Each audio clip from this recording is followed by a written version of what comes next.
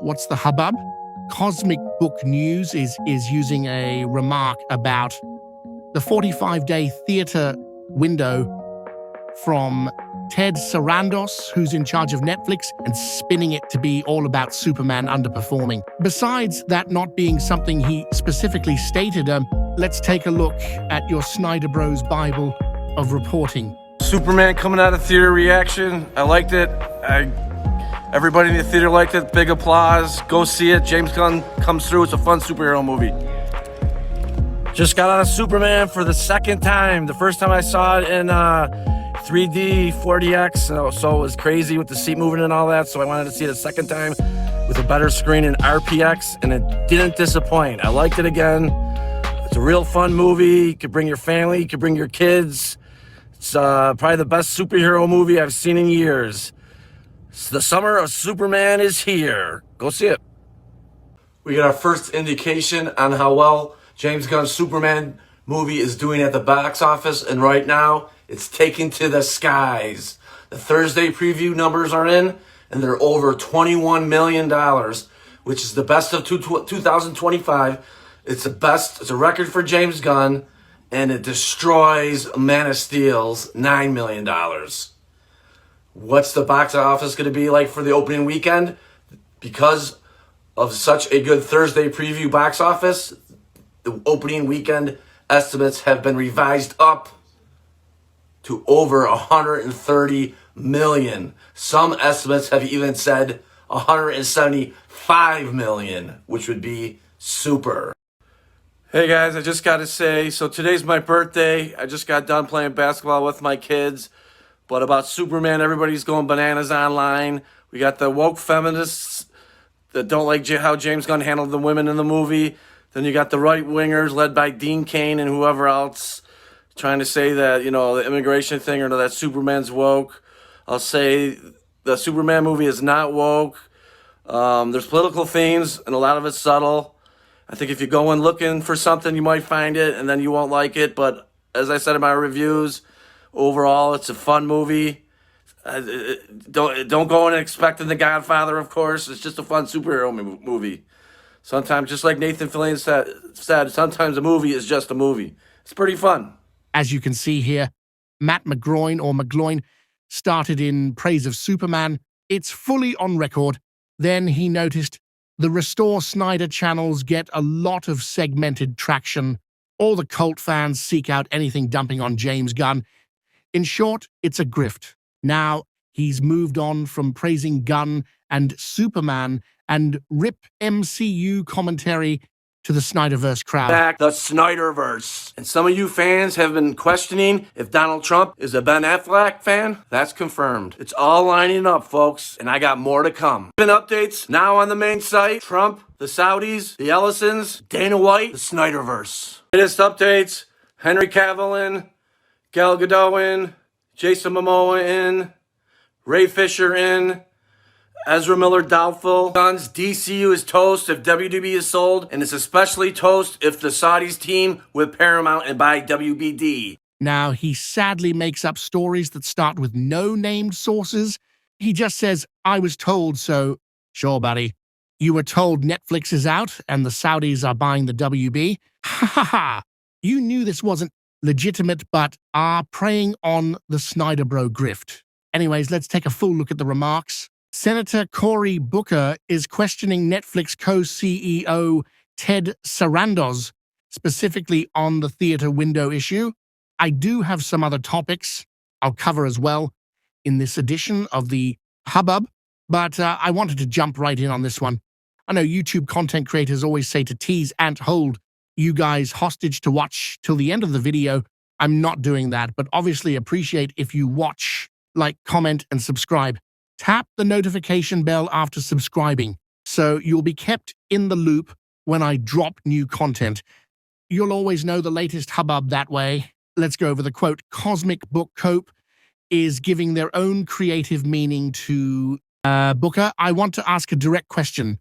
Will this be a fully exclusive 45-day theatrical window? Fully exclusive to theaters, yes. And will this be self-enforced? In other words, if you fall short of that? That is the industry. It is the industry standard for self-enforcement. However, routinely, movies that underperform, the window moves a little bit, and Superman was a little shorter window and Sinners was a little longer window, but they still could refer to it as a 45-day window. And so I guess the trend right now, though, is away from the theater experience. Not once did he name Superman as underperforming. He was making a broad point that the 45-day window is not a set-in-stone measure already, as in Netflix is not to be distrusted, as the industry itself already maneuvers the window. He's explaining policy mechanics, not judging a title. The core of Sarandos' answer isn't about Superman at all. It's about how the 45-day window is enforced. It is the industry standard for self-enforcement. That phrase matters. Sarandos isn't judging Superman's performance at all, but explaining how theatrical windows already work in practice. He describes the 45-day window as flexible using Superman and Sinners simply to show adjustment. A slightly shorter window for Superman can reflect routine scheduling, front-loaded demand, or strategic timing rather than underperformance. And it still fits within what the industry commonly labels a 45-day window. James Gunn already stated he wanted the Superman home release to align with the Peacemaker Season 2 premiere. Nice try, Snyderbro. This will blow up in the Snyderbros' face like when they cried the Saudis were one signature away and now are restored officially. Boom! Restored! Like we've been telling you for a long time. Boom! Wow! So, how does nothing happening feel? It's speaking to the existing industry flexibility, not Superman's performance that Sarandos references. Key words, it is the industry standard for self-enforcement. This is to say that a 45-day window is a guideline, not a hard rule. Studios have many reasons to adjust up and down. In the case of James Gunn and Superman, the movie had 84 theater days. He only moved up running it on VOD simultaneously for broadening accessibility because of Peacemaker's Season 2 premiere. It was overperforming the estimates as the drops were less than expected at that stage in theaters. So if anything, they were using the positive buzz of its performance to roll out another platform in VOD. Superman strategically went to VOD at 35 days, simultaneously running in theaters, which ended at 84 days, much like Minecraft went to VOD on day 39, which is ahead of the 45 days window as well.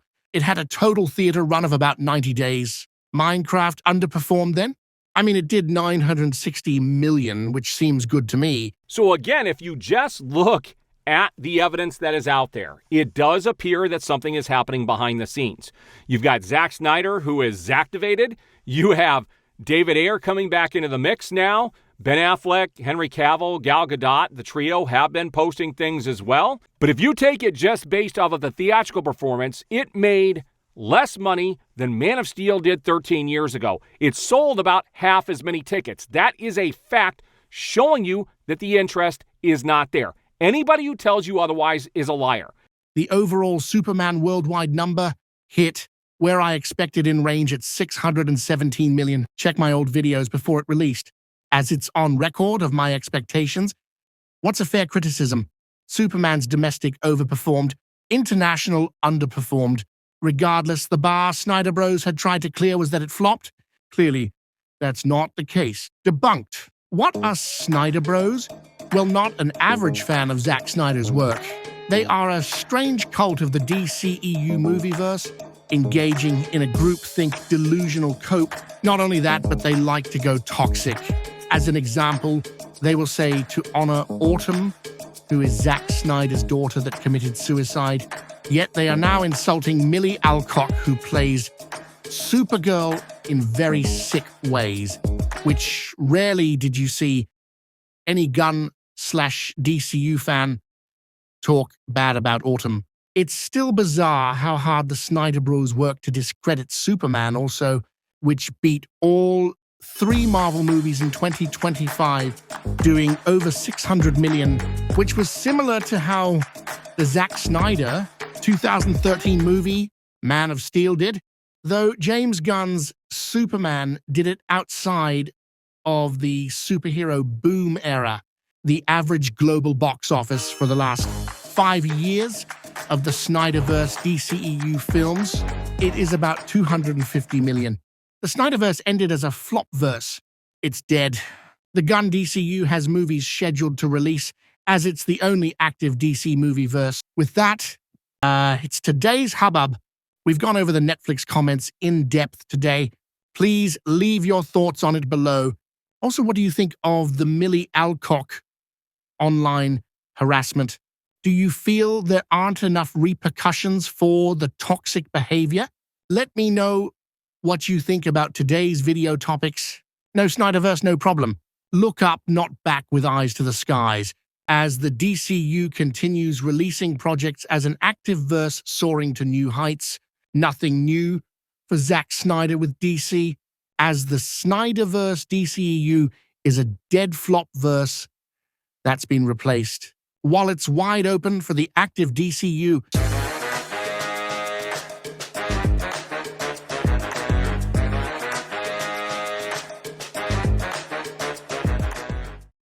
DC vs. Marvel is back on. Tickets went on sale today for James Gunn's Amazon early screenings, and they're selling pretty well. IMAX and 3D screenings. However, and you can check the movie theater websites for yourself, it's just not the same for Marvel's Fantastic Four. Tickets aren't selling, just like Thunderbolts, just like Captain America Brave New World, and let's hope it's not another Marvels. Good luck, MCU. Is DC here? Is DC back?